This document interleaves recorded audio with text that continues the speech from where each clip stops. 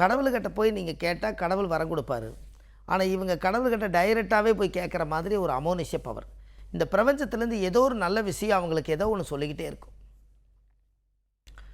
இந்த பிரபஞ்சத்திலிருந்து ஒரு ஒரு நல்ல விஷயங்களை பற்றி ஏதாவது ஒன்று சொல்லிக்கிட்டே இருக்கும்.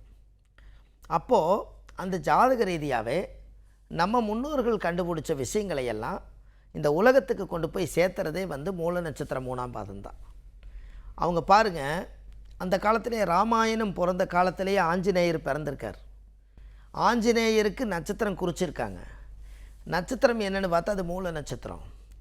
அவர் மனித பிறவியாக இருந்தவர் தெய்வ பிறவியாக மாறியிருக்கிறாரு. மனுஷங்களாட்டவே உடம்பு கை கால், கடைசியில் பார்த்தா ஆஞ்சநேயருடைய உருவம். அப்போ மனித ரூபத்தில் தெய்வ பிறவியானது ஆஞ்சநேயர். இந்த ஆஞ்சநேயர் ராமருக்கு உபதேசம் செய்தவர்.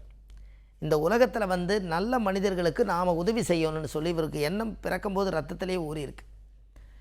அப்போ இதெல்லாம் எங்கேருந்து கிடைக்கிது? நம்மளுக்கு ஜாதக ரீதியாக நம்மளுக்கு கிடைச்ச விஷயம் தானே. அப்போது நம்மளுடைய ஜாதகத்தில் முன்னோர்கள் வாழ்ந்த வாழ்க்கையில் நிறைய அர்த்தங்களெல்லாம் புரிய வச்சுருக்காங்க. தெய்வத்தினுடைய அனுகிரகங்கள் நிறைய இருந்திருக்குது.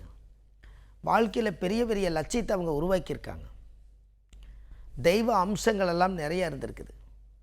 அந்த காலத்தில் அண்ணன் தம்பி அக்கா தங்கச்சி எல்லாத்தையும் ஒன்று சேர்த்திருக்காங்க. அப்போ தெய்வத்தினுடைய அனுகிரகங்கள் எல்லாமே நம்ம லைஃப்பில் நல்லா இருக்கணும்னா அடுத்த லெவலுக்கு போகணும் அல்லவா? அதுக்கு முன்னேற்ற பாதை எங்கே இருக்குதுன்னு கேட்டால் அந்த ஜாதகத்தில் நம்மளுடைய முன்னோர்கள் ஆதி காலத்தில் கொடுத்த ஆசீர்வாதம் தான்.